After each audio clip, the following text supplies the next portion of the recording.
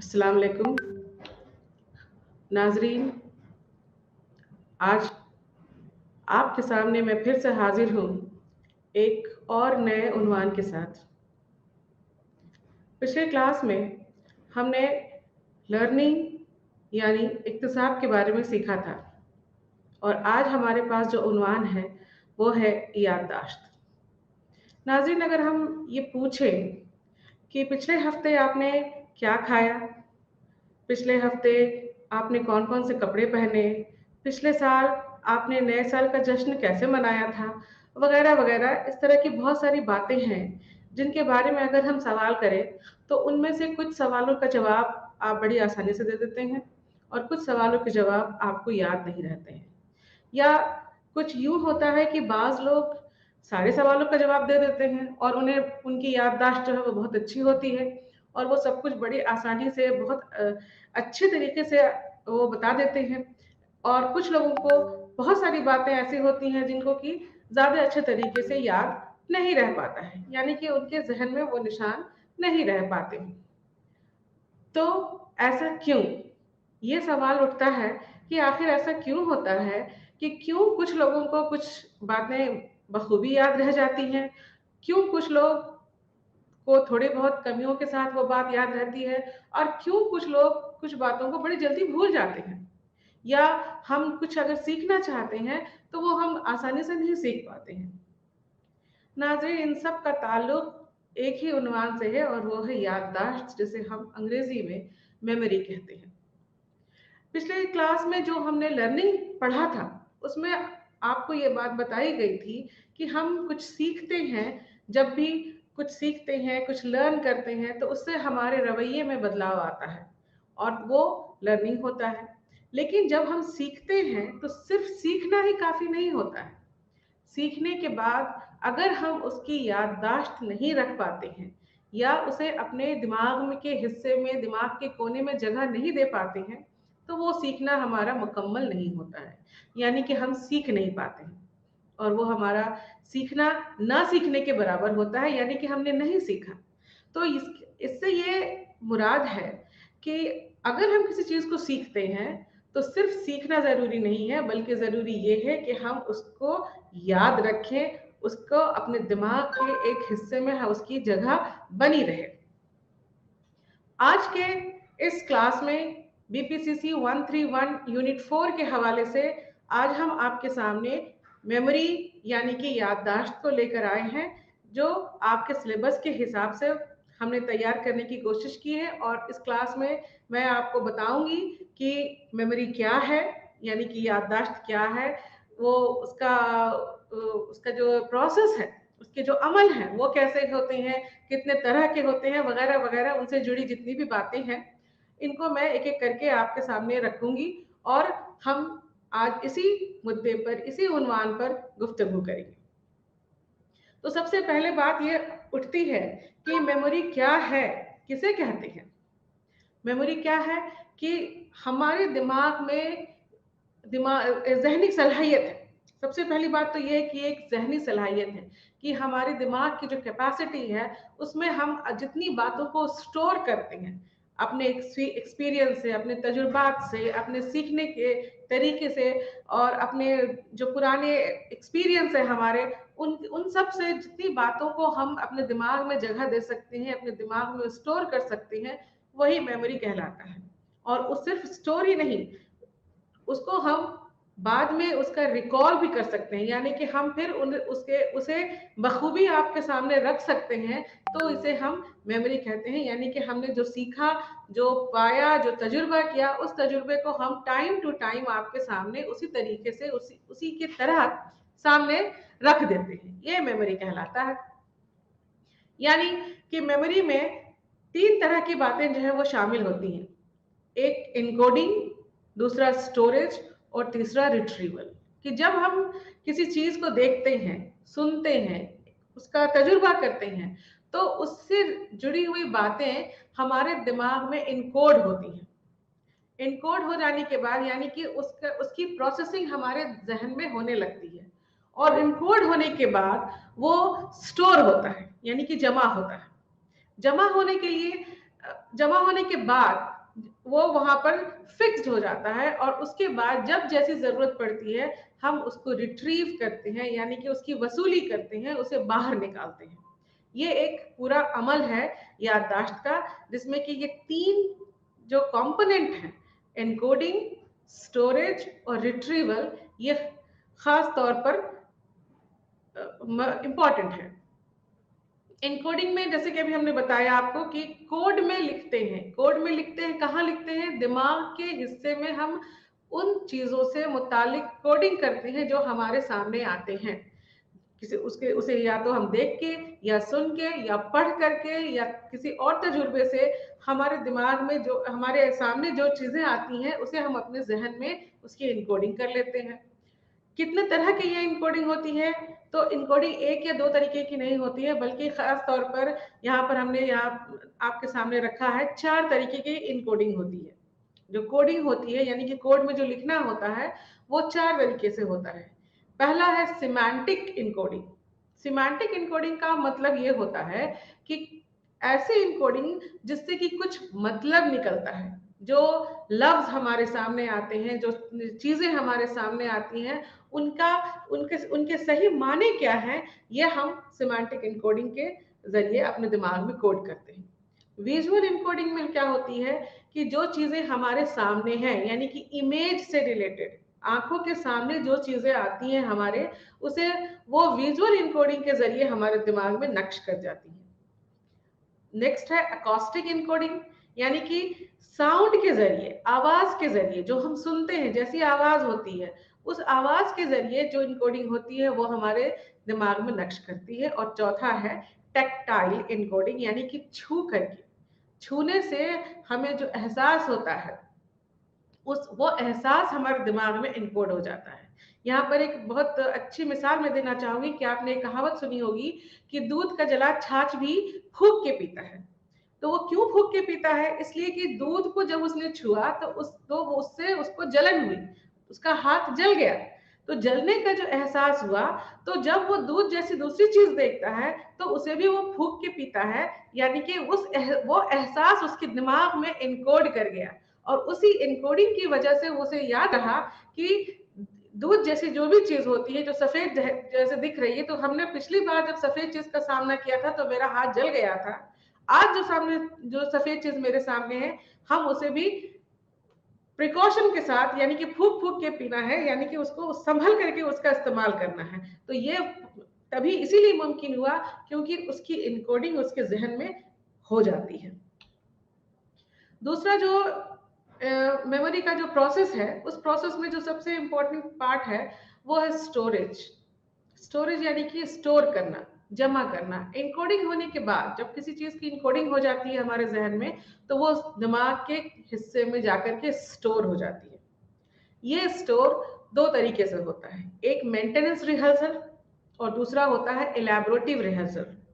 Maintenance rehearsal, जैसे कि आपको नाम से पता चल रहा है कि इसमें बार बार प्रैक्टिस होती है, यानी कि बार बार हम उस चीज को दोहराते हैं, मेंटेन करते रहते हैं। अगर आपने किसी चीज को याद किया, अगर आप किसी गाने को याद कर रहे हैं या किसी पोइट्री को याद कर रहे हैं, किसी कोई नज्म याद कर रहे हैं या कोई आयत याद कर रहे हैं, तो उसे जब जितनी बार हम जब दोहराते हैं तो दोहराने से उसकी याददाश्त हमारे जहन में बनी रहती है। और जितनी बार हम जितना ज्यादा दोहराते हैं उसकी याददाश्त उतनी मजबूत, यानी कि उसकी इनकोडिंग उतनी अच्छी हो जाती है और वो इसका जो स्टोरेज है वो भी बहुत मजबूत हो जाता है। लेकिन जो दूसरे तरीके का रिहर्सल है वो है इलैबोरेटिव रिहर्सल।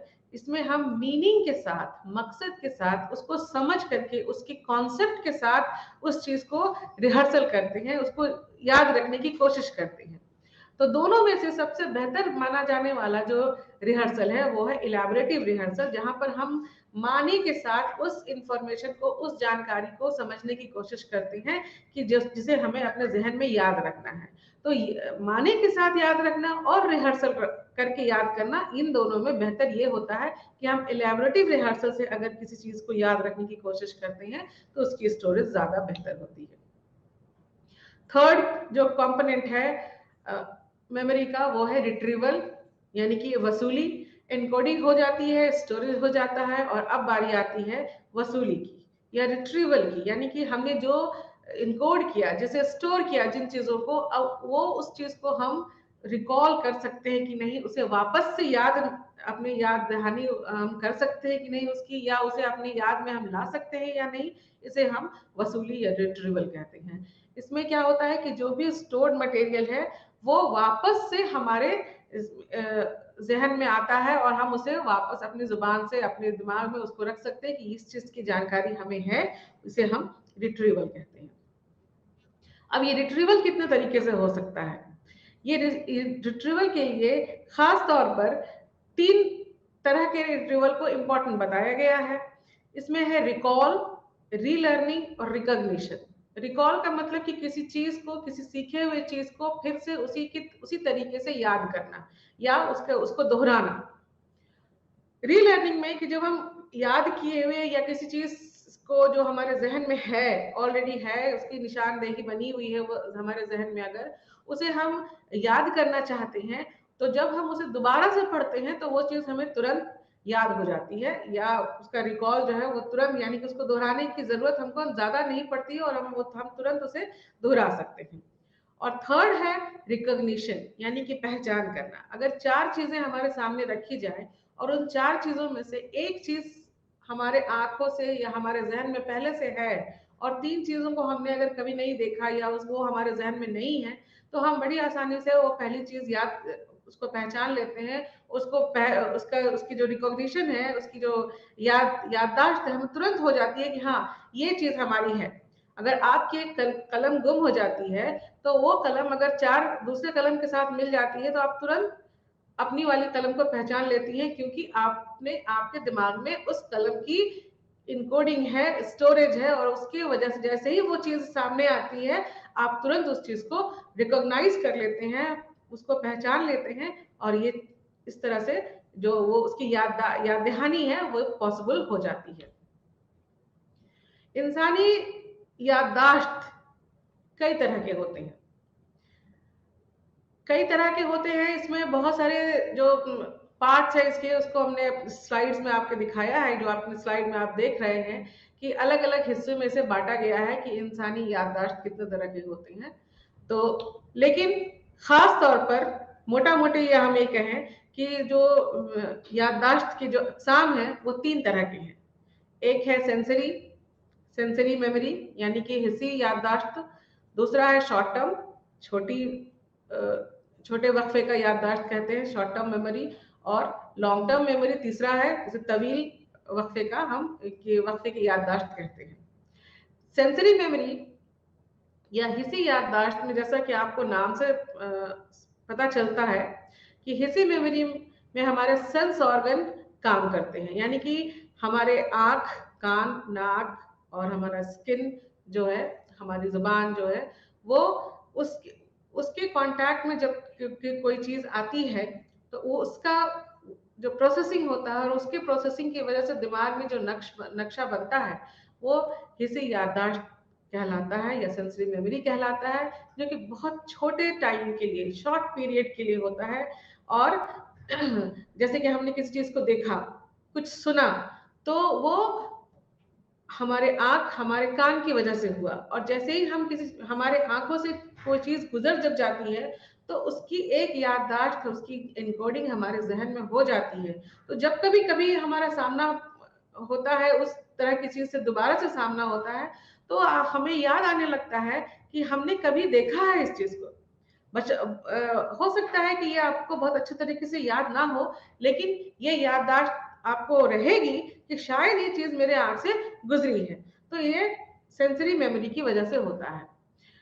सेंसरी मेमोरी भी 2 तरीके के होते हैं, एक आइकॉनिक मेमोरी और दूसरा है इकोइक मेमोरी।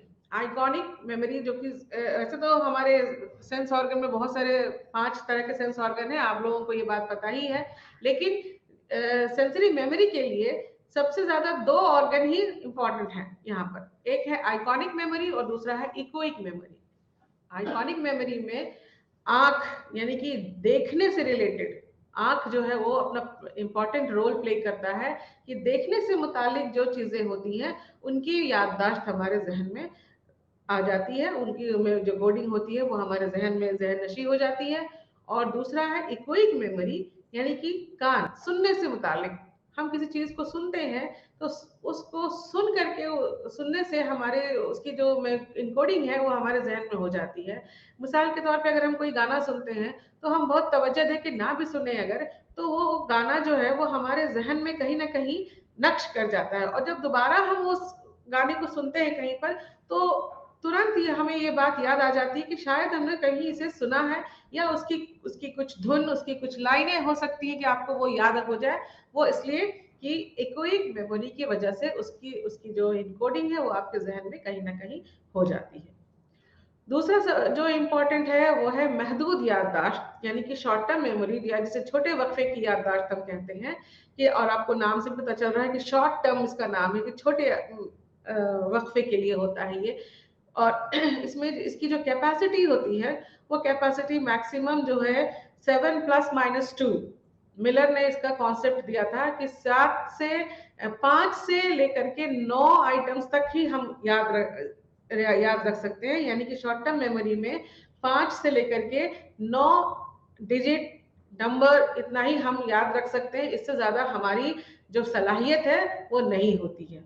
और इसका जो ड्यूरेशन होता है, इसका जो टाइम होता है वो 20 से 30 सेकंड, यानी कि बस एक छोटे टाइम लिमिट तक ही ये हमारे जहन में रह पाता है। और अगर यहाँ पर प्रैक्टिस या मश्क रिहर्सल नहीं होता है तो ये खत्म हो जाता है, यानी कि हम फिर उस मेमोरी को होल्ड नहीं कर सकते, उस मेमोरी को हम रख नहीं सकते हैं, और वो मेमोरी वो जो है वो खत्म हो जाती है।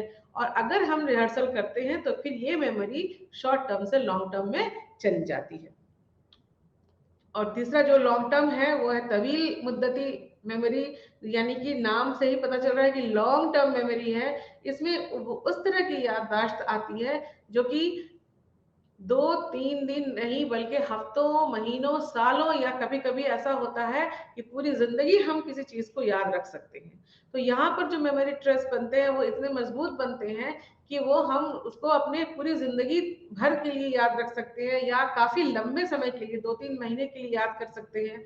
कभी कभी कुछ ऐसा होता है कि हमने कुछ सीखा, कुछ तजुर्बा किया, या कुछ लर्न किया अगर, तो हम उसे अगर प्रैक्टिस नहीं देते हैं, उस पर रिहर्सल नहीं करते हैं, तो वो चीज जो है वो धीरे धीरे उसकी जो निशान है वो कमजोर पड़ते चले जाते हैं, और हम उस चीज को भूलने लग जाते हैं।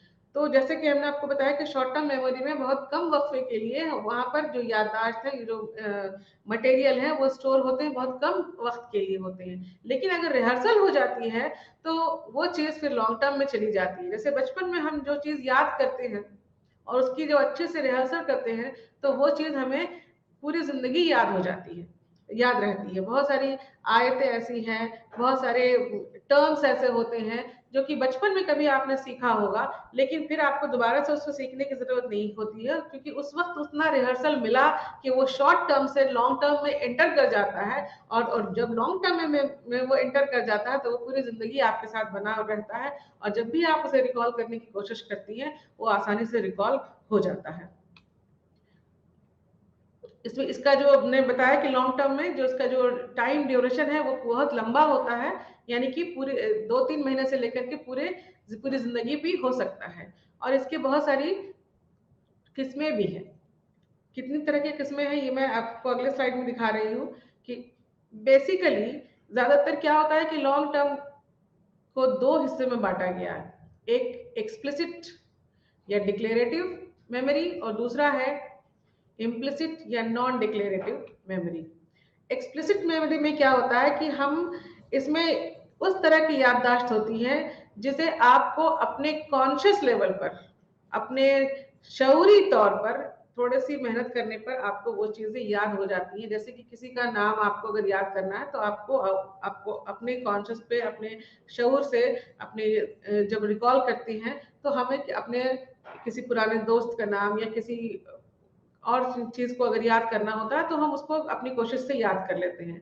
हमारा अकाउंट नंबर, हमारा एटीएम का पिन वगैरह वगैरह, हमारे दिमाग में बहुत सारी ऐसी चीजें स्टोर होती हैं जिनको कि हम थोड़ी कोशिश करने पर तुरंत याद कर लेते हैं, और हम अपना काम जो है वो बड़ी आसानी से पूरा कर लेते हैं। यहाँ पर सिमेंटिक मेमोरी और एपिसोडिक मेमोरी, एक्सप्लिसिट मेमोरी के दो इम्पॉर्टेंट किस्म हैं। दो खास तरह की जो किस्में हैं एक्सप्लिसिट मेमोरी की, वो है, एक है सिमेंटिक मेमोरी और दूसरा है एपिसोडिक मेमोरी। सिमेंटिक मेमोरी में क्या होती है कि वैसी मेमोरी होती है जो कि मीनिंगफुल होती है, जिनका कोई मतलब होता है, जिनके मायने होते हैं, जिनका कॉन्सेप्ट जो होता है, कॉन्सेप्ट से जो ताल्लुक रखती है, उस तरह की याददाश्त सिमेंटिक मेमोरी में होती है। जैसे कि आप इस स्लाइड में देख रहे हैं कि अगर आपके सामने एक एप्पल, एक सेब का नाम लिया जाए, तो उससे ताल्लुक रखने वाली बहुत सारी बातें आपके जहन में आने लगती हैं कि सबसे पहले कि सेब क्या है, सेब एक फल है, फल है, वो फल कहाँ लगता है, वो पेड़ों पर लगता है, उसमें जड़ है, तना है, और इसका कलर कैसा होता है, इसके रंग कैसे हैं, तो इसके रंग लाल है, और इसका जायका कैसा है, इसका जायका जो है वो मीठा होता है, वगैरह वगैरह। इस तरह की जो सारी कंसेप्चुअल बातें हैं वो आपके दिमाग में नक्श होती हैं, और जैसे ही हम सेब का नाम लेते हैं, ये सारी बातें आपके दिमाग में अपने आप आने लगती हैं। दूसरा जो टाइप है, जो वो है एपिसोडिक मेमोरी, यानी कि किसी एपिसोड से ताल्लुक रखने वाला याददाश्त, कि पिछले महीने आपका सालगिरह मनाया गया था और उसमें बहुत सारे लोग आए थे, लेकिन आपका मनपसंद जो कपड़ा था वो नहीं आया था, ये बात आपको याद रह जाती है।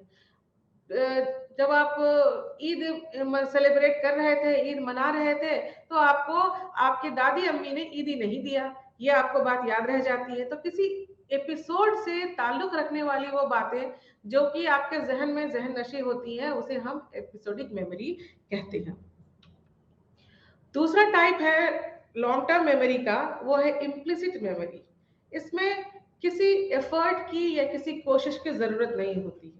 जो चीजें आपने पहले कभी सीख ली हैं, या जिन चीजों पर जो चीज आपके साथ आपने उसको अच्छे से लर्न कर लिया है, वो आपके कहीं ना कहीं लाशऊरी दिमाग में व्यवस्थ हो जाता है, और फिर आपको जरूरत पड़ने पर बिना किसी अलग से एक्स्ट्रा कोशिश किए वो चीज हो जाती है। जैसे आपने साइकिल, आपको चलना है, चलना आपको बचपन में सिखाया गया, तो आपको बार बार चलने के लिए कोशिश करने की जरूरत नहीं है, या अपने दिमाग पर जोर डालने की जरूरत नहीं होती है कि हमको कैसे चलना है। आप सीधा खड़े होते हैं और चलना शुरू कर देते हैं। आपने कंप्यूटर सीखा, तो आपको बार बार सीखने की जरूरत नहीं होती है। जब आप सीख लेते हैं तो आप बड़ी आसानी से कंप्यूटर उठाते हैं, खोलते हैं और उसके बटन्स को दबाते हैं और अपना काम कर लेते हैं। तो इस तरह से साइकिल चलाना, खेलना, या बहुत सारी और भी बहुत सारी ऐसी चीजें हैं जिन्हें कि हम जब एक बार सीख लेते हैं तो फिर दोबारा से हमको उसको अपने जहन नशी करने की जरूरत नहीं होती है। वो एक आदत से हमारे मोटर ऑर्गन में बन जाती है, और जिसका ताल्लुक हमारे मोटर ऑर्गन से होता है, और हम उस काम को बड़ी आसानी से कर लेते हैं। उसमें हालांकि वो मेमोरी से ही रिलेटेड है, हमने कभी सीखा था, चलना सीखा था, साइकिल चलाना सीखा था, कंप्यूटर चलाना सीखा था, तो वो सीखा था, लेकिन जब हम उसको प्रैक्टिस में लाते हैं, जब हम वो करने लगते हैं, तो हमें दोबारा से फिर से सीखने की या उसको याद करने की जरूरत नहीं पड़ती है। हम उस काम को बड़ी आसानी से अपने आप ही कर लेते हैं। इसे इम्प्लिसिट मेमोरी कहा जाता है। इसमें सबसे इंपॉर्टेंट प्रोसीड्यूरल मेमोरी है, जिसमें कि आप ये देख रहे हैं कि स्लाइड में कि वो बड़ी आसानी से एक बच्चा जो है वो साइकिल चला रहा है, उसने कभी सीखा था साइकिल चलाना, लेकिन अब उसे दोबारा से उस चीज को सीखने की जरूरत नहीं है। वो साइकिल उठाता है और उस पर पैडल मारता है और बड़ी आसानी से वो साइकिल की सवारी जो है वो कर लेता है। इसी में एक और है प्राइमिंग। प्राइमिंग में क्या होता है कि प्राइमिंग में एक वर्ड हम आपके सामने रखते हैं, और उस वर्ड से रिलेटेड जो बात है, जो कम उससे जो मुतालिक जो सारी और बातें जो जुड़ी होती हैं वो सामने आती। जैसे कि अगर हम ये कहें कि भौंकना, तो भौंकना जैसे कहते हैं तो हमारे सामने एक पिक्चर, हमारे दिमाग में, हमारे जहन में एक पिक्चर बनता है। वो पिक्चर बनता है कुत्ते का। वो तस्वीर हमारे सामने जो आती है वो कुत्ते की तस्वीर आती है, शेर की तस्वीर नहीं आती है, क्योंकि जब हम दहाड़ना कहेंगे तब हमारे सामने शेर की तस्वीर आएगी। जब हम चहचहाना कहते हैं तो चिड़ियों की तस्वीर आती है। जब हम खूबसूरत कहते हैं तो हमारे सामने गुलाब या किसी और अच्छी तरह की, किसी और खूबसूरत चीज की जो तस्वीर है वो सामने आती है। इसे हम प्राइमिंग कहते हैं, कि उस वर्ड से एसोसिएटेड जो बातें हैं, जो उसको उस चीज से कनेक्टेड है, उसी चीज से कनेक्टेड है, वो हमारे जहन में ताजा हो जाती है। इसे प्राइमिंग कहा जाता है। तो डिक्लेरेटिव मेमोरी या इम्प्लिसिट मेमोरी जो होता है, उसमें मैं याददाश्त को किसी एफर्ट के थ्रू हम रिकॉल करते हैं। और नॉन डिक्लेरेटिव मेमोरी जो होता है उसमें जो हमारा जो परफॉर्मेंस होता है उसमें रिकॉल करने की या याद करने की जरूरत नहीं होती है। इसी कड़ी में एक और याददाश्त के एक और किस्म है जिनका नाम है ऑटोबायोग्राफिकल मेमोरी। बायोग्राफी से हम सब वाकिफ हैं कि ये क्या चीज है। तो ऑटोबायोग्राफिकल मेमोरी में क्या होता है कि अपने आप से जुड़ी याददाश्त जो है वो शामिल होती है कि हमें अपने आप से जुड़ी क्या क्या बातें याद है। तो जाहिर है कि जब हम पैदा होते हैं तो उस वक्त की बात तो हमें याद नहीं रहती है, लेकिन जैसे जैसे हम बड़े होते जाते हैं उसके बाद से उसकी कुछ बातें हमारे जहन में जहन नशी हो जाती हैं। लेकिन बचपन की बहुत सारी ऐसी बातें भी होती हैं जो कि जब हमारा दिमाग उतना मेच्योर नहीं होता है या उसमें उतनी सलाहियत नहीं होती है तो वो बातें हमें याद नहीं होती है। लेकिन अपने बारे में अपने पास्ट जो लाइफ है, हमारी जो पिछली जिंदगी है, उससे मुतालिक बहुत सारी बातें हम हम याद कर सकते हैं या हमें याद रह जाती हैं। इसे ऑटोबायोग्राफिकल मेमोरी कहा जाता है। जैसे कि ये मिसाल के तौर पे ये आपको याद हो सकता है कि बचपन में आप एक बार बहुत जोर से बीमार पड़े थे और शायद आप उस वक्त 5वीं क्लास में थे या 6ठी क्लास में थे। ये आपको याद रह सकता है। आपने बचपन में एक बार ऐसा आपको इनाम मिला था जिससे पूरा घर बहुत खुश हुआ था और आपको बहुत ज्यादा घर वालों ने भी इनाम और अफराज से नवाजा था। तो ये बातें आपको याद रह सकती हैं। तो इसे इस तरह की जो मिसाल है इसे हम ऑटोबायोग्राफिकल मेमोरी का नाम देते हैं। दूसरी जो मेमोरी है वो है flash bulb memory. Flash bulb memory में वैसी बातें, वैसे हादसा, वैसे इवेंट होते हैं जिनकी जिनकी याद हमारे जहन में बिल्कुल ताजा होती है।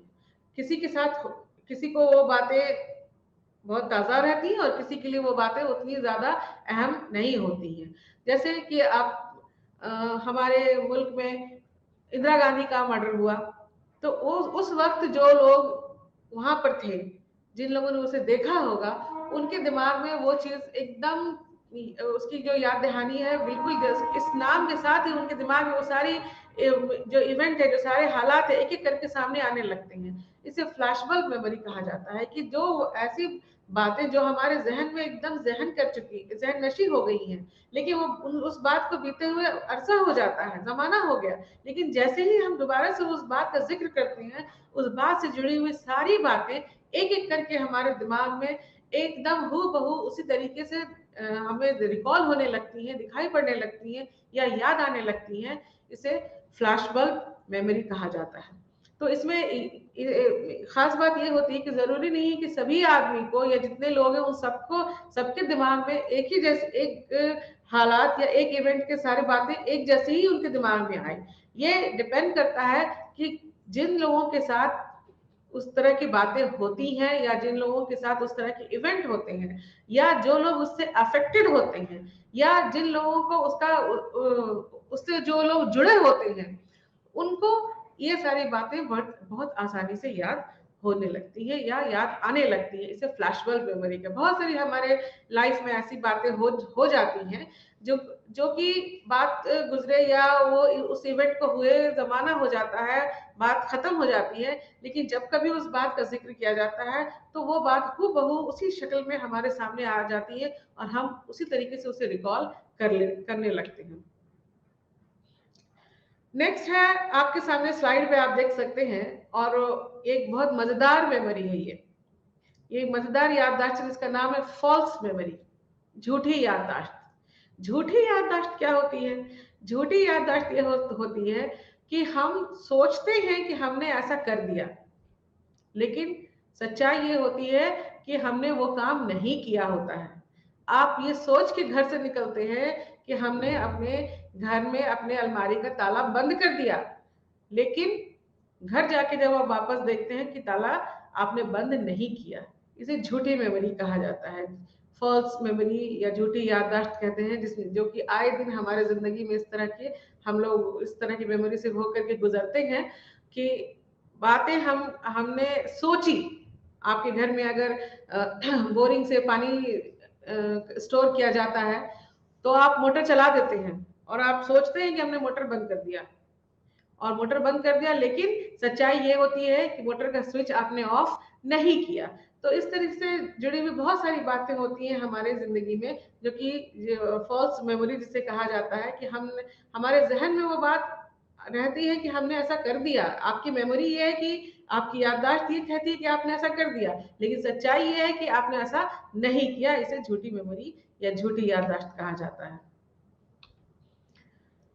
अब है कि मेमोरी के बाद को एक याददाश्त को एक साइंटिफिक स्टडी बनाने के लिए एबी हॉस ने इसको एक साइंटिफिक स्टडी बनाया और बताया इस याददाश्त के बारे में बहुत सारे उन्होंने अपने आप पे ही एक्सपेरिमेंट किए, और एक्सपेरिमेंट करने के बाद वो इस नतीजे पर पहुंचे कि मेमोरी जो है वो एक प्रोसेस है, एक अमल है, जो कि एक सिस्टम से होकर के गुजरता है।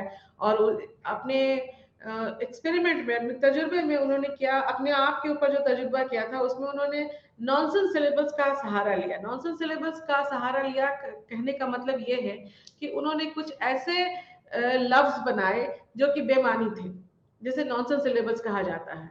और उसके बाद उन्होंने उसको भी याद किया और वैसे लफ्जों को भी याद किया जो कि मानी खेज थे। यानी कि जैसे कि अगर हम आपके सामने एप्पल कहें तो आप आसानी से समझ सकते हैं कि एप्पल का मतलब सेब होता है। ठीक है, इसी तरीके से अगर हम आपके सामने टेबल कहते हैं, किताब कहते हैं, तो ये सब जो लफ्ज हैं ये माने खेज है, इसका इसका कोई मतलब होता है, कोई माने होता है। लेकिन अगर हम एक्स पी जेड कहें, अलिफ ते जे कहें, तो आपको ये चीजें समझ में नहीं आएंगी, इसका क्या मतलब हुआ। तो जिन जिन लफ्जों को बेमानी लफ्ज कहा जाता है वो है आपके नॉनसेंस सिलेबस हुए, और जो मानी खेज थे वो आपके सिंपल जो वर्ड्स होते हैं वो वर्ड्स थे। तो एबिंगहॉस ने क्या किया कि कुछ बेमानी लफ्जों को याद किया और कुछ मानीखेज लफ्जों को याद किया ना, तो नतीजा में ये पाया गया कि जिन लफ्जों में मानी था वो ज्यादा अच्छे तरीके से याद हुए। यानी कि जो जो चीजें हम समझ पाते हैं उनकी याद दहानी अच्छी होती है। जिन जिन जिन चीजों को हम अच्छे से नहीं समझ पाते हैं उनको हम सिर्फ रट करके, रिहर्सल करके, प्रैक्टिस करके याद अच्छे तरीके से याद नहीं कर सकते हैं। याद तो कर लेते हैं लेकिन उसके मुकाबले उतना अच्छी याददाश्त उस चीज की नहीं होती है जिसकी जितने की मानीखेज चीजों की होती है। तो एबी हॉस ने अपने तजुर्बे में ये करके दिखाया और तब उन्होंने बताया कि किस तरह से याददाश्त जो है वो एक पूरे प्रोसेस में चलता है और उसकी एक अपनी प्रोसेस है, अपनी उसकी उसका एक अपना अमल है। और इसी कड़ी में मेमोरी के लिए बहुत सारे अलग अलग नजरियात जो हैं वो दूसरे बहुत सारे जो साइकोलॉजिस्ट थे उन लोगों ने दिया, जिसमें कि सबसे पहले एटकिंसन एंड शिफ्रिन नाम के दो माहिर नफ्सियात जो थे उन्होंने दिया information processing model. Information processing model में उन्होंने बताया कि जो मेमोरी है वो एक प्रोसेस से होकर के गुजरती है और स्टेप बाय स्टेप इसमें हम जो मेमोरी की जो प्रोसेसिंग है वो होती है। सबसे पहले इसके लिए जरूरी है कि आपके सामने कोई स्टिमुलस हो, कोई चीज आपके सामने रखी हो जिसका कि आप परसेप्शन करें, परसेप्शन कर सकें, यानी कि आप उसे देख सकें, समझ सकें और उसको उसकी जानकारी रख सकें। बिना देखे बिना समझे हम किसी चीज को की याद करने की काबिल ही नहीं हो पाती है। इसलिए सबसे पहले जरूरी है कि आपके सामने कोई ना कोई चीज हो, कोई कोई स्टिमुलस हो जिसको कि हम परसीव करें, हम उसको देखें समझें। और देखने समझने के लिए सबसे जरूरी है कि वो जब स्टिमुलस हमारे सामने आता है तो वो सेंसरी मेमोरी में चला जाता है, जहाँ पर हम उस चीज को देखते हैं और देखने के बाद उस चीज की वहां पर सेंसरी और सेंस ऑर्गन जो है हमारा वो उसकी प्रोसेसिंग करता है। प्रोसेसिंग करने के बाद वो चीज शॉर्ट सेंसरी मेमोरी से ट्रांसफर करके शॉर्ट टर्म मेमोरी में चली जाती है। शॉर्ट टर्म मेमोरी में जाने के बाद, जैसे कि आपको पता है कि शॉर्ट टर्म मेमोरी बहुत छोटे वक्फे के लिए होती है, तो वहां पर वो उसको रिहर्सल की जरूरत पड़ती है, प्रैक्टिस की जरूरत पड़ती है। और जब रिहर्सल होता है, उसका जब प्रॉपर रिहर्सल हो जाता है तो वो चीज लॉन्ग टर्म मेमोरी में चली जाती है, जहां पर जाकर के वो लंबे टाइम के लिए, तवील वक्फे के लिए वो स्टोर हो जाती है और तब उसके बाद फिर उसका रिकॉल पॉसिबल होता है। इसे एटकिंसन एंड शिफ्रिन ने इंफॉर्मेशन प्रोसेसिंग मॉडल के नाम से बताया। यहाँ पर आप दूसरे स्लाइड में भी देख सकते हैं कि किस तरीके से पहले सेंसरी मेमोरी में कोई चीज इनपुट होती है, फिर उसके बाद उसका अटेंशन जितना बना रहता है, उस अटेंशन के साथ वो चीज शॉर्ट टर्म मेमोरी में चली जाती है। शॉर्ट टर्म मेमोरी में अगर रिहर्सल होता है, मेंटेनेंस ऑफ रिहर्सल हो रहा है, तो वो आगे बढ़ के उसकी इनकोडिंग लॉन्ग टर्म में हो जाती है, और अगर रिहर्सल नहीं होता है तो वहीं पर वो टूट करके उसका डिके हो जाता है, यानी कि वो खत्म हो जाता है। इसके बाद दूसरा मॉडल जो एक दिया बैडली का, बैडली वर्किंग मेमोरी मॉडल के नाम से जाना जाता है ये। इसे बैडली एंड हिच ने इस मॉडल को प्रपोज किया, और उन्होंने बताया कि एटकिंसन एंड शिफ्रिन के जैसा कि सिर्फ ये एक प्रोसेस नहीं है, बल्कि इसमें क्या होता है कि पूरी प्रोसेसिंग होती है कि अलग अलग तरह के पूरा इसमें अलग अलग तरीके से जो मेमोरी है वो उसका फंक्शन होता है। जैसे कि इसमें उन्होंने बताया कि इसमें 4 इंपॉर्टेंट पार्ट होते हैं। एक सेंट्रल एग्जीक्यूटिव पार्ट होता है, जो कि मेन पार्ट होता है जहां पे मेमोरी की प्रोसेसिंग होती है, और उसके बाद उसमें फोनोलॉजिकल लूप और विजुओ स्पेशियल स्केच पैड, दो टर्म उन्होंने बताया कि फोनोलॉजिकल लूप में क्या होता है कि आवाज से ताल्लुक रखने वाली चीजें यहाँ पे स्टोर होती है, उनकी उसकी प्रोसेसिंग होती है और वो चीज स्टोर होती है। और विजुअल स्पेशियल स्केच पैड में क्या होता है कि जब हम किसी चीज को देखते हैं या समझते हैं, तो उस देखने और समझने के साथ उसकी जगह भी और उसका जो प्लेस है वो भी हमारे जहन में जहन नशी होता है। तो यहाँ पर देखने और समझने से ताल्लुक रखने वाली चीजों की का प्रोसेसिंग होता है। तो एक तरफ आवाज की प्रोसेसिंग, आवाज से ताल्लुक रखने वाली चीजों का प्रोसेसिंग हो रहा है, और दूसरी तरफ देखने से और उसके प्लेस के से मुतालिक जो चीजें हैं उसकी प्रोसेसिंग होती है। एपिसोडिक बफर क्या करता है कि ये देखता है, इन दोनों को कनेक्ट करता है और देखता है कि इसमें से किन चीजों को वो लॉन्ग टर्म में भेजेगा, किस चीज की प्रोसेसिंग जो ज्यादा अच्छी होती है जिससे कि लॉन्ग टर्म प्रोसेसिंग में उसको भेजा जा सकता है, और तब जिसका प्रोसेसिंग सिस्टम जो ज्यादा अच्छा बेहतर होता है वो लॉन्ग टर्म में जाकर के वहां पे स्टोर हो जाता है। थर्ड नेक्स्ट है लेवल ऑफ प्रोसेसिंग मॉडल। तीसरे तरह का की जो नजरियात हैं, इसमें क्रेग एंड लॉकहार्ट ने बताया कि जो प्रोसेसिंग का जो वे ऑफ प्रोसेसिंग है, जो प्रोसेसिंग का जो तरीका होता है, उसके अकॉर्डिंग भी हमारी मेमोरी होती है कि अगर प्रोसेसिंग जो है वो कमजोर है, शैलो है, तो उसकी जो याददाश्त है वो कमजोर होगी। अगर वो डीप प्रोसेसिंग है तो उसकी याददाश्त जो है वो मजबूत होती है और वो ज्यादा देर तक टिकती है। इसमें इन्होंने बताया कि अगर शैलो प्रोसेसिंग जैसे फिजिकल, अकॉस्टिक और सिमेंटिक, 3 तरीके के यहाँ पे प्रोसेसिंग होते हैं कि फिजिकल में जैसे जो चीज होती है उसका उसी तरीके से प्रोसेसिंग होता है, और अकॉस्टिक में साउंड से रिलेटेड जो प्रोसेसिंग होती है, और सिमेंटिक में मीनिंग से रिलेटेड प्रोसेसिंग होती है। तो फिजिकल में जो जो चीज जैसी है उसके अकॉर्डिंग जब प्रोसेसिंग होती है तो इसे भी कमजोर या शैलो प्रोसेसिंग कहा जाता है। अकॉस्टिक के में भी जब जो साउंड से रिलेटेड है उसे भी शैलो प्रोसेसिंग में रखा जाता है, लेकिन सिमेंटिक प्रोसेसिंग में चूंकि हम यहाँ पर जो मेमोरी का की जो प्रोसेसिंग होती है वो डीप होती है डीप होती है इसलिए डीप होने की वजह से इसकी प्रोसेसिंग जो है वो मजबूत होती है, और इसकी मेमोरी जो है वो ज्यादा अच्छी हो जाती है। अब यहाँ पर मेमोरी के साथ यानी कि याददाश्त के साथ जो एक और बात जुड़ी हुई है, अगर हम किसी चीज को याद रखते हैं तो उसका उल्टा होता है कि हम उस चीज को भूल जाते हैं, यानी कि मेमोरी होती है और फॉरगेटिंग होती है। ये इसका चोली दामन का साथ होता है कि अगर हम किसी चीज को भूल रहे हैं तो कोशिश करने के बाद हम उसे याद कर लेते हैं, और अगर हम किसी चीज को याद करते हैं तो हम फिर उसे भूल भी सकते हैं। क्यों भूलते हैं? तब सवाल हमारे सामने ये आता है कि हम क्यों भूलते हैं।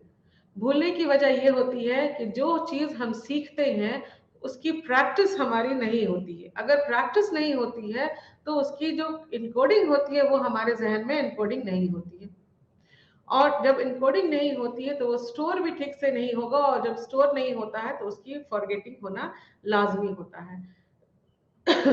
अगर सेंसरी मेमोरी में कोई चीज आती है तो सेंसरी मेमोरी के बाद अगर वो शॉर्ट टर्म में नहीं जा सकती है तो फिर वहीं पर हम उसकी फॉरगेटिंग हो जाती है। अगर शॉर्ट टर्म मेमोरी में कोई चीज है और वहां से वो लॉन्ग टर्म में नहीं जाती है तो फॉरगेटिंग फिर वहीं पर हो जाती है। यानी कि लैक ऑफ प्रैक्टिस एक इम्पॉर्टेंट इसका फैक्टर हो सकता है, इसकी वजह हो सकती है कि हम भूलते हैं। इससे फॉरगेटिंग से मुतालिक बहुत सारे थ्योरीज या अलग अलग जो नजरियात हैं इसे भी रखा गया है, जिसमें कि सबसे पहले है एक इनकोडिंग फेलियर। कि एक जो नजरियात पेश किया गया वो ये था कि अगर एनकोडिंग जिस वक्त होती है उस वक्त अगर रिहर्सल नहीं होता है या किसी भी दूसरी वजह से वो चीज सक्सेसफुल नहीं होती है, कामयाब नहीं होती है, यानी कि एनकोडिंग सही तरीके से नहीं हुआ हमारे जहन में किसी चीज का, अगर हम उस चीज को मान लीजिए समझ नहीं पाते किसी चीज को या उस चीज का हम बार बार प्रैक्टिस नहीं कर सकते हैं, तो उससे हमारा एनकोडिंग जो है वो स्ट्रांग नहीं होता है, मजबूत नहीं बनेगा और हम इनकोडिंग फेलियर हो जाएगी। तो जैसे इनकोडिंग फेलियर हो जाती है वो स्टोर नहीं होती है और हम हमारी जो मेमोरी है वो कमजोर पड़ जाती है। दूसरा नजरिया नजरिया जो है भूलने का वो है डिके थ्योरी। डिके थ्योरी का मतलब ये कि जब हम किसी चीज को सीख लेते हैं, याद कर लेते हैं, लेकिन हम उसे दोहराते नहीं हैं या उसे सीखने के बाद बहुत दिन तक ऐसे ही छोड़ देते हैं, जब हम उस चीज का हम कोई यूज नहीं कर पाते हैं, तो वक्त के साथ साथ धीरे धीरे क्या होता है कि जैसे जैसे टाइम बीतता है, समय या जो वक्फा होता है वो जितना लंबा होते चला जाता है, हमारी मेमोरी उतनी कमजोर होने लगती है और हम उस चीज को भूलने लगते हैं। जैसे कि आपने कंप्यूटर चलाना सीखा और बहुत दिन तक आपने उसे छोड़ दिया, सीखने के बाद प्रैक्टिस नहीं हुई और प्रैक्टिस नहीं होने के बाद बहुत दिन तक आपने कंप्यूटर को उठा के देखा भी नहीं, तो नतीजा ये होता है कि आप उस चीज को भूल जाते हैं। हम उस चीज को भूलने लगते हैं। क्यों भूलने लगते हैं? क्योंकि जो वक्फा बीत गया, जो वैसा सीखने के बाद उस चीज की जो प्रैक्टिस हो रही थी वो प्रैक्टिस नहीं हुई और काफी लंबा टाइम बीत गया, तो हम उस चीज को भूलने लगते हैं। दूसरा नजरिया है भूलने का, वो है इंटरफेरेंस थ्योरी। इंटरफेरेंस का मतलब होता है किसी चीज में दखल अंदाजी करना। तो उसी तरीके से जब हम लर्निंग करते हैं, जब हम किसी चीज को सीखते हैं और उस चीज को सीखने में किसी चीज की दखल अंदाजी हो जाती है, तो उसे इंटरफेरेंस कहते हैं और उस इंटरफेरेंस की वजह से हम उस चीज को भूलने लगते हैं। ये इंटरफेरेंस दो तरीके का होता है, एक का नाम है रेट्रोएक्टिव इंटरफेरेंस और दूसरे को कहते हैं प्रोएक्टिव इंटरफेरेंस। रेट्रोएक्टिव इंटरफेरेंस का मतलब ये होता है कि पहले सीखा हुआ कोई चीज, जब आप दूसरी नई चीज सीख रहे हैं तो पहले सीखे हुए चीज को वो चीज हिंडर करता है, यानी उसको रुकावट डालता है। और प्रोएक्टिव में क्या होता है कि बाद में सीखा हुआ चीज, यहाँ आप देख सकते हैं, यहाँ पर हमने कि आप यहाँ पर देख सकते हैं कि जब एक फोन नंबर अगर आपको याद है, एक फोन नंबर याद है आपको, तो जब दूसरा फोन नंबर अगर वो सीखना चाहते हैं तो हमको पहले वाला जो है वो उसको सीखने में हमको या तो गड़बड़ी होने लगती है या हम सही तरीके से उसे नहीं सीख पाते। ये रेट्रोएक्टिव इंटरफेरेंस होता है। और प्रोएक्टिव इंटरफेरेंस में क्या होता है कि बाद में सीखा हुआ चीज जो है वो सीखे पहले सीखे हुए चीज को नुकसान पहुंचाता है या रुकावट डालता है। ये प्रोएक्टिव इंटरफेरेंस कहलाता है। उसके बाद Q dependent forgetting. Q dependent forgetting में क्या होता है कि हम किसी चीज को जब सीखते हैं या याद करते हैं, तो अगर कोई ऐसी कोई ऐसा हमको अगर इशारा, कोई ऐसी चीज अगर हमको उससे उस पर हम डिपेंड करते हैं कि अगर वो चीज सामने आती है तभी हम उस चीज को याद कर पाएंगे, और अगर वो चीज सामने नहीं आती है तो हम उस चीज को नहीं याद कर पाते हैं, तो इसे क्यू डिपेंडेंट फॉरगेटिंग कहा जाता है कि अगर वो क्यू अवेलेबल नहीं होता है तो हम उस चीज को भूलने लगते हैं। अब है कि हम कौन कौन से उपाय ऐसे कर सकते हैं जिनसे कि हमारी याददाश्त जो है वो अच्छी बन जाए या अच्छी बन सकती है। क्या क्या ऐसे उपाय हो सकते हैं, कौन कौन सी ऐसे टेक्निक है जिनको कि अपना करके हम अपनी याददाश्त को अच्छी याददाश्त बना सकते हैं। तो इसमें जो है सबसे पहला नाम आप देखिए, स्लाइड में आपके दिख रहा है, यहाँ पर सबसे पहला नाम है रिहर्सल। जब भी हम किसी चीज को सीखते हैं तो उसे दोहराने की जरूरत पड़ती है। नाज़रीन, ये बहुत ही इम्पोर्टेंट और ख़ास बात है कि आप लोग जो स्टूडेंट हैं या जो भी लोग किसी चीज़ को अगर याद करना चाहते हैं, तो याद रखने के लिए ये ज़रूरी है कि हम उस चीज़ को दोहराएं। आपने ये सुना होगा कि हमें मिलते रहना चाहिए। मिलते रहना चाहिए, इसलिए मिलते रहना चाहिए कि हम एक दूसरे को याद रख सकें, एक दूसरे को की याद जो है हमारे जहन में, वो उसकी याद दहानी रहे, उसकी याद जो है वो ताज़ा रहे, इसलिए हमें मिलते रहना चाहिए। तो यहाँ पर इम्पोर्टेंट बात ये है कि रिहर्सल एक ऐसा फैक्टर है, यानी कि बार बार उसकी जो प्रैक्टिस होती है वो अगर हम करते रहते हैं तो हमारी मेमोरी अच्छी बनी रहती है। इसके बाद एक चंकिंग एक टेक्निक है, एक तरीका है, एक चंकिंग, जिसमें क्या किया जाता है कि बहुत लंबे लंबे नंबर्स को, लंबे फोटोग्राफ्स को, पिक्चर्स को या वर्ड्स को हम क्या करते हैं कि टुकड़े में, छोटे छोटे टुकड़ों में अपने हिसाब से तोड़ देते हैं, और टुकड़ों में जब हम उस चीजों को तोड़ देते हैं तो उसे याद रखना आसान हो जाता है। जैसे कि अगर 1947 को हम 1947 आजादी के दिन के साल से याद रखें तो हमें 1947 को याद रखना बहुत आसान हो जाता है। हमारे बैंक अकाउंट का नंबर हो या हमारे टेलीफोन का नंबर होता है, मोबाइल नंबर है हमारा आजकल, तो वगैरह वगैरह इस तरह की बहुत सारी चीजें जिसमें जो अगर जो लंबे डिजिट है, जैसा कि आपको बताया अभी हमने कि शॉर्ट टर्म मेमोरी में 5 to 9 ही कैपेसिटी है हमारी, कि 5 से लेकर 9 डिजिट तक ही हम याद रख सकते हैं। तो जो डिजिट 12 डिजिट है, 15 डिजिट है, उनको हम कैसे याद रख सकते हैं?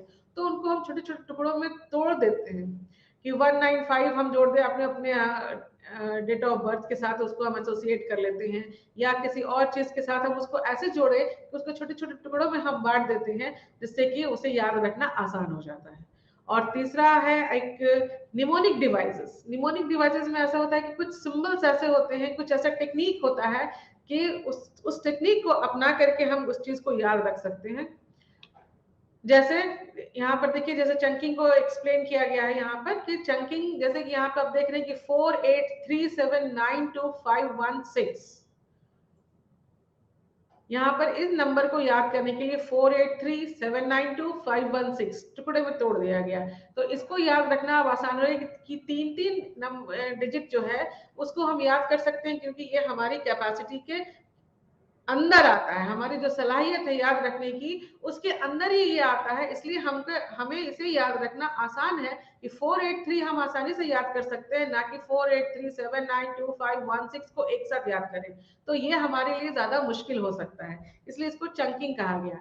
निमोनिक्स में बताया गया कि कुछ हम टेक्निक इस्तेमाल करते हैं, जैसे कि बहुत एक कॉमन टेक्निक है कि हम लोग बच्चों को सिखाते हैं कि साल के में जितने महीने होते हैं उन महीनों को हम अपने हाथों की मुट्ठियों में बांध कर, जो उसके जितने उभार हैं उसको, जो उभरा हुआ हिस्सा होता है वो 31 का महीना होता है, और जो धसा हुआ हिस्सा है वो हमारा 30 का महीना कहलाता है। तो इस तरीके से जब हम याद करवा देते हैं अपने बच्चों को तो बहुत आसानी से वो पूरे साल के महीने को याद कर लेते हैं कि किस महीने में कितने दिन होते हैं। तो ये एक जो टेक्निक होता है इसे निमोनिक डिवाइस कहा जाता है। उसके बाद है keyword method.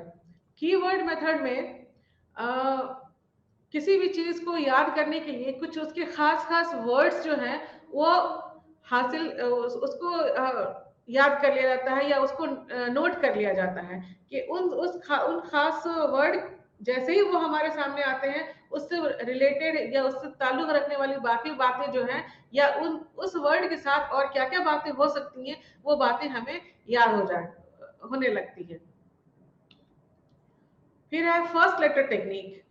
First letter technique में कि अगर किसी वर्ड का हम पहला लेटर इस्तेमाल करें, जैसे कि आपके रेनबो में 7 कलर्स होते हैं, रेनबो में 7 कलर्स होते हैं, 7 रंग होते हैं, तो उन 7 रंगों को की याद दहानी के लिए हम हर रंग का पहला लेटर इस्तेमाल करके एक शॉर्ट कोड बना लेते हैं, जिसको कि याद करने से, सिर्फ उस कोड को याद करने से ही हमें वो सातों रंग आसानी से याद हो जाते हैं। जैसे कि यहाँ पर देखिए कि रॉय जी BIV, बिव, रॉय बिव या विब्रो, इसको ये अगर हम इसको पलट के सीखें तो जैसे कि रेड के लिए आर, ऑरेंज के लिए ओ, येलो के लिए वाई, इस तरह से ये रॉय हो गया।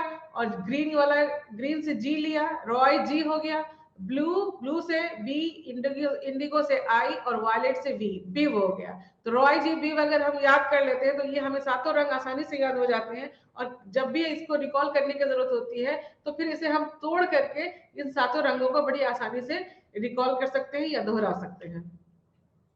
राइम टाइम, राइम में जैसे कि एक तरह के वर्ड का इस्तेमाल अगर करें, कैट, हैट, स्पून, मून, इस तरह के वर्ड्स का अगर हम इस्तेमाल करें कि यानी कि इसको हम नज्म की जैसे या गाने की तरह से इसको हम अगर गा गा करके या उसको दोहरा करके सीखने की कोशिश करते हैं तो वो सीखना हमारे लिए ज्यादा आसान होता है।